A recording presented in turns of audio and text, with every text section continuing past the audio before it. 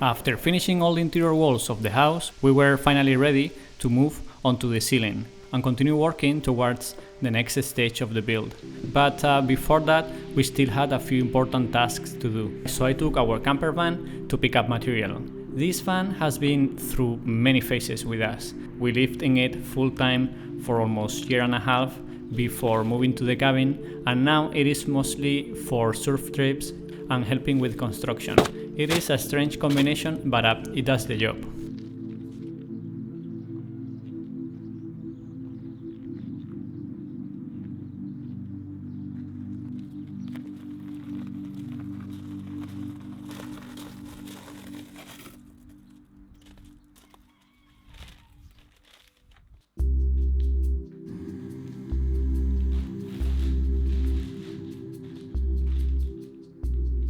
As you can see here, I had to load a huge amount of drywall compound. At first, I thought we were only going to be filling the joints with paper tape and compound and leave it like that. But after talking with a few colleagues, they all said the same thing. Since we're putting so much care into this build and so much effort, we should take the wall finish all the way to what is called a level 5 finish. For anyone who is not familiar with this, a level 5 finish is the highest standard in drywall work. Instead of only covering the joints and screw holes, you skim coat the entire surface so the whole wall gets several thin and even layers of compound. It is a lot of extra work, no way around it, but in the end the result will be worth it for the kind of house that we're building.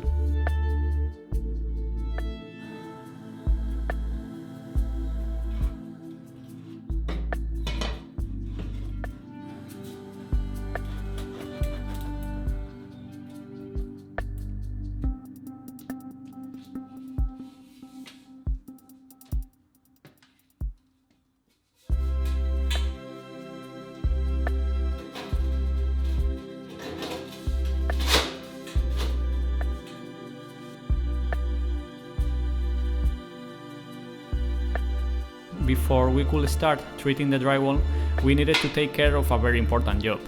A job that, in my opinion, really makes a house feel like a home: installing the fireplaces. We will have 3 fireplaces in this house. The main one in the living room, which is the one that you are seeing here. Then a tunnel fireplace in the master bedroom that connects the bedroom to the bathroom, so it heats both spaces at the same time, and a small one in the workshop to warm the space while we work during the winter.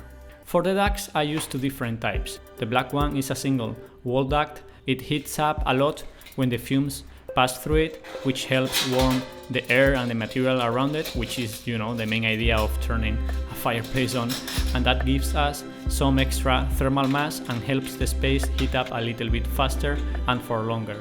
And after a couple of meters and before the duct passes through the structure, I switch to a stainless steel double wall duct.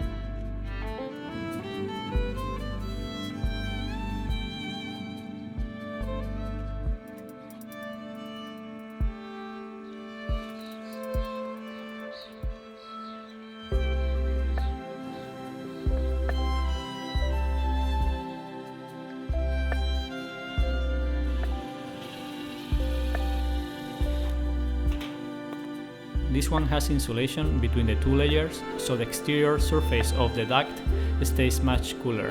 It is actually safer, it reduces the risk of fire, and once the duct exits the house, it is also more stable and does not collect condensation because the insulation keeps the inner wall warm.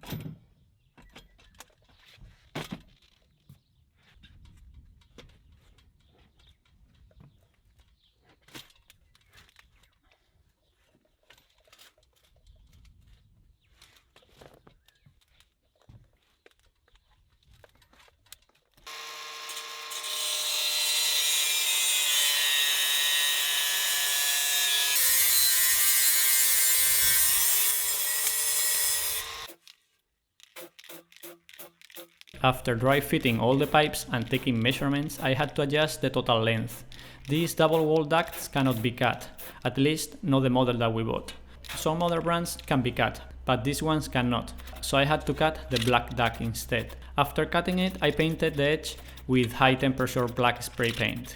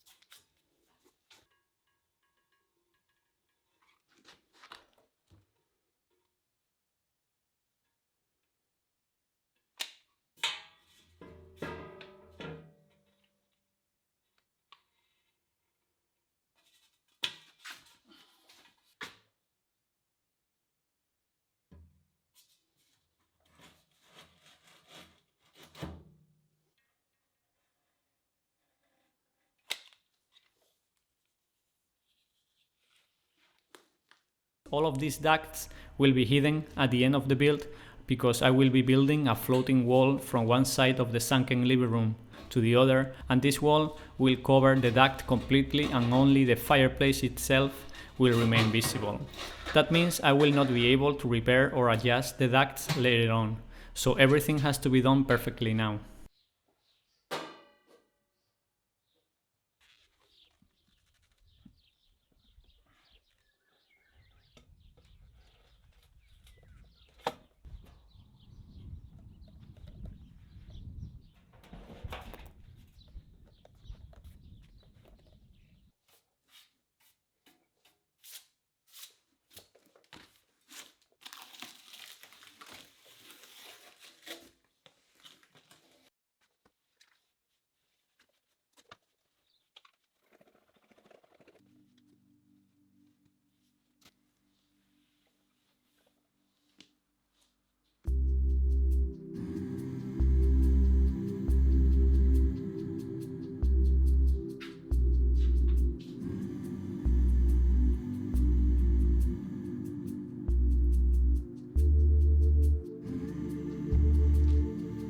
After finishing the living room setup, I moved to the fireplace for the bedroom and bathroom.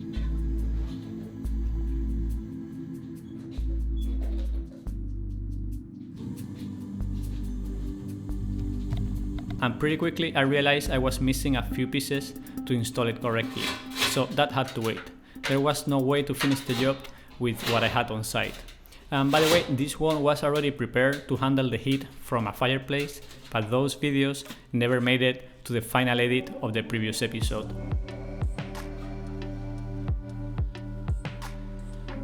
Alright, this is a few days later, and as you can see, we have started treating the drywall joints. You have seen me doing pretty much everything from electricity to plumbing to pouring polished concrete floors to actually treating drywall.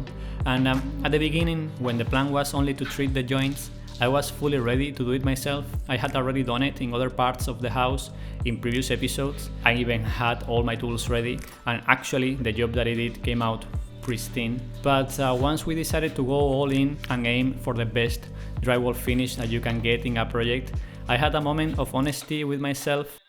I know I could learn to do this since I have already figured out so many more difficult things in the first couple of days of trying them during, throughout all these past years, building the cabin, building the workshop, and then building the house. The problem is that I am only one man. I don't have 4 hands and cannot split myself in 2. And at the same time, we want to move into this house soon. So after a long research and many phone calls later, I found a new worker, and it was recommended by some friends. His name is Reynaldo.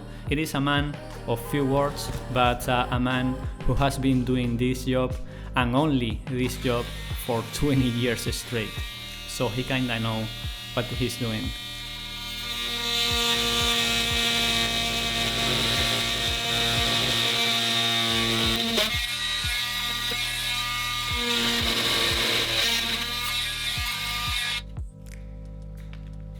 Now having my 2 hands free meant that I could focus on other tasks, and we could make progress in 2 parts of the house at the same time, with Reynaldo taking care of the walls. One of the things that we wanted was for the switches and outlets to sit as flush as possible with the final wall. So after talking with him, we decided to install all the boxes now before applying the skim coats. This way the boxes end up buried a few millimeters inside the walls, and once the skim coat is applied, they look seamless. We have over 60 boxes or even more around the house, and many different types from single to double to triples, and this one is a single box that will hold the Uponor thermostats.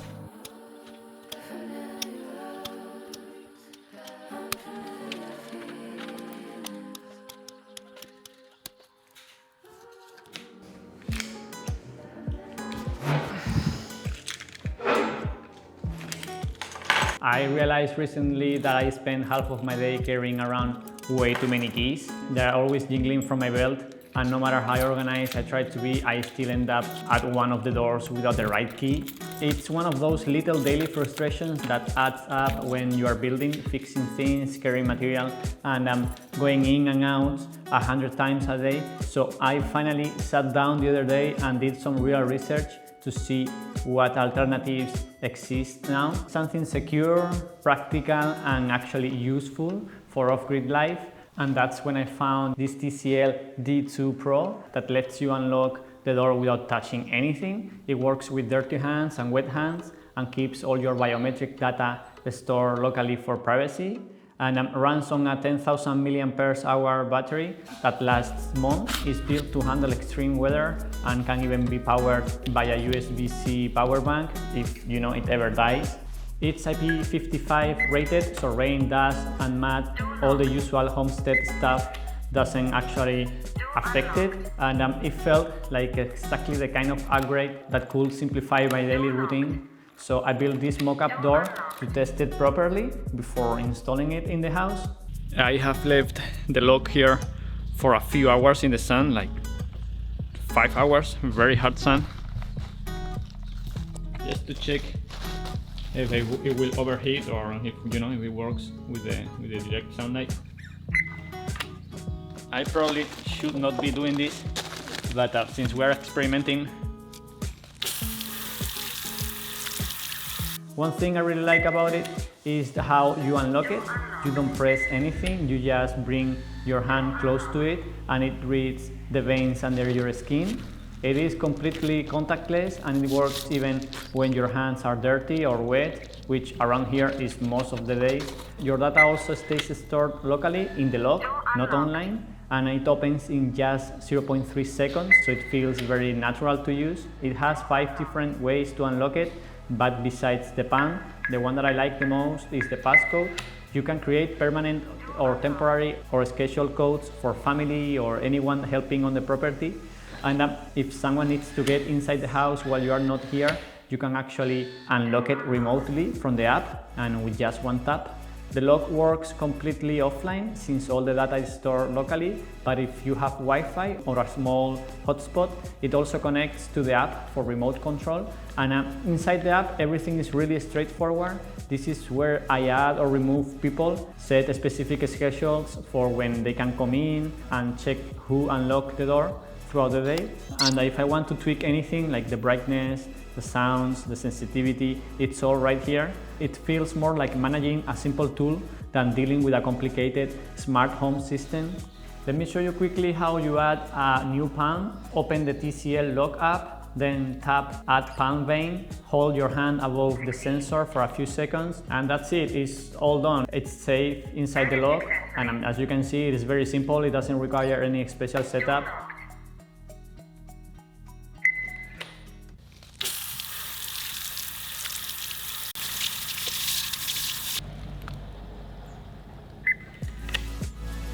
If, like me, you think this TCL D2 Pro lock might be a great addition, they're doing a Black Friday offer from November 17th to December 1st.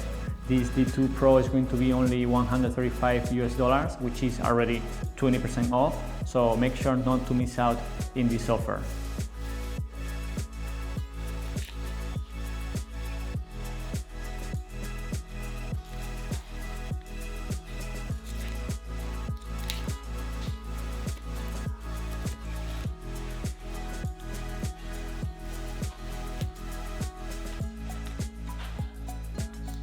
And to install the box even better, I use a special tool that I bought off of Amazon to shape the edges of the hole in the drywall so the lip of the box sits perfectly flush with the surface of the wall.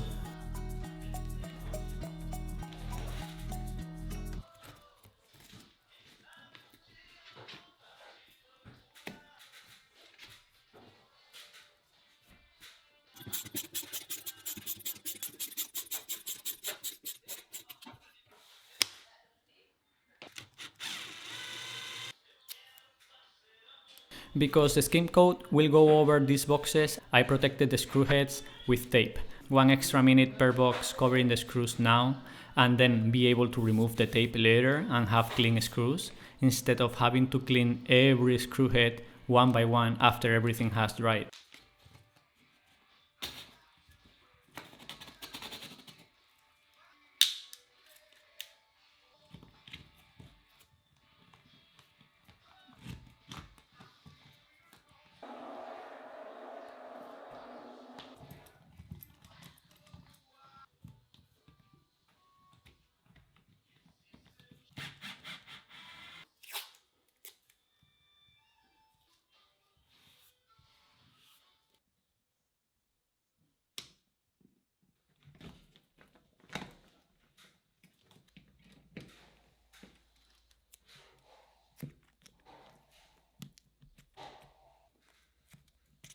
When I had double switches, I drilled the second hole using a marking tool that sets the center point. This tool was actually expensive for what it is, and it has a built-in bubble level, but it is so poorly done that the level is way off. So I used my trusty tiny yellow level to make sure everything ends up perfectly horizontal.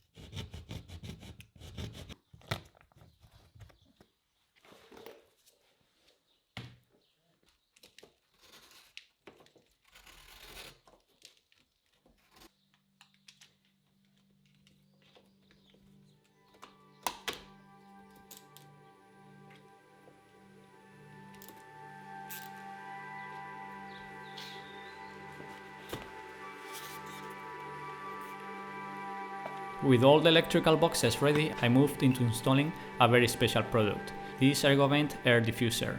I think I showed it to you quickly a couple of episodes ago, but I will install the one in the corridor wall today. So Reynaldo can skim coat over it and hide it completely, because this diffuser, once that it is installed and the cap painted with the same paint than the wall, we will only see the circular gap around the cap and the wall.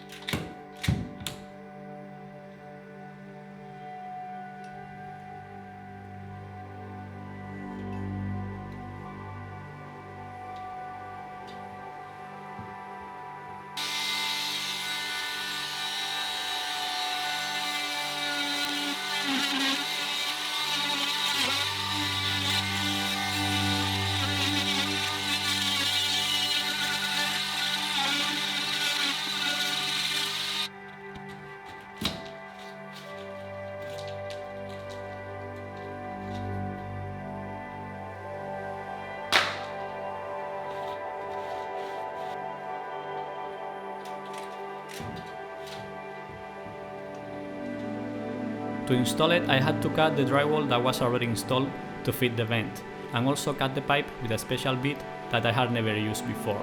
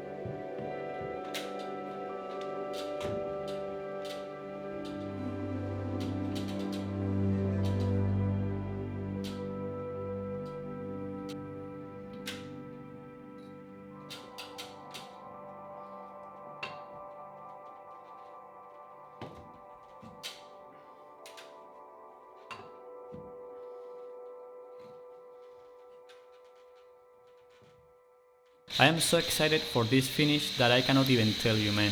I thought, that we actually need the ERV ventilation system, so seeing ugly vents is just a small downside to having a healthy home, but a friend sent me a link to this Ergovent right when we were installing the ducts, and I got them right away and left the original plastic ones I bought for the house in a box.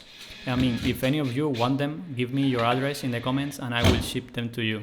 There are 12 diffusers of 125mm diameter connection each. They are a solid product, but are nothing compared to this ergo vent.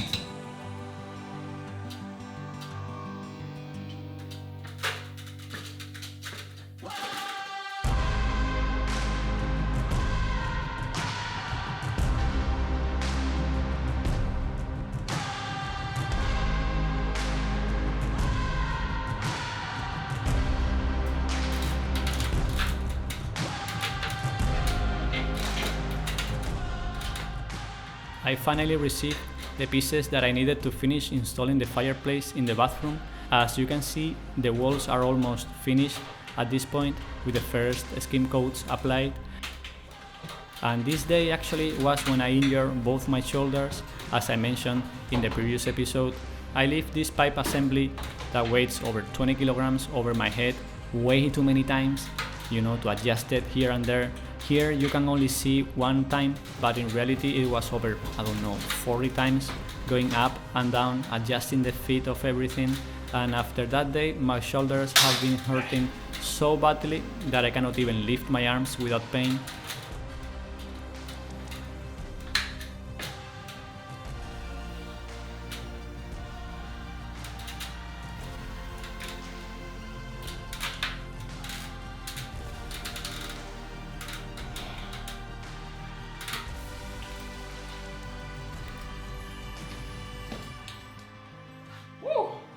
I went to a chiropractor and also stopped working out for over 3 weeks to let it rest, but it only actually made it worse. So now I am back at working out again through the pain, and it is getting a little bit better day by day.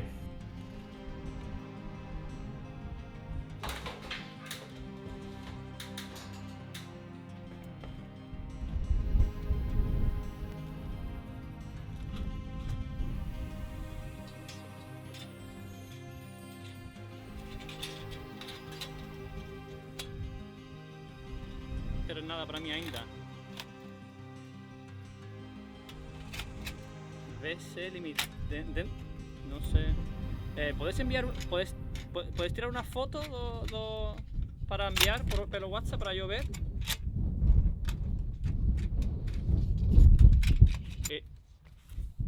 Ok. Sí, obrigado. Igualmente, adiós.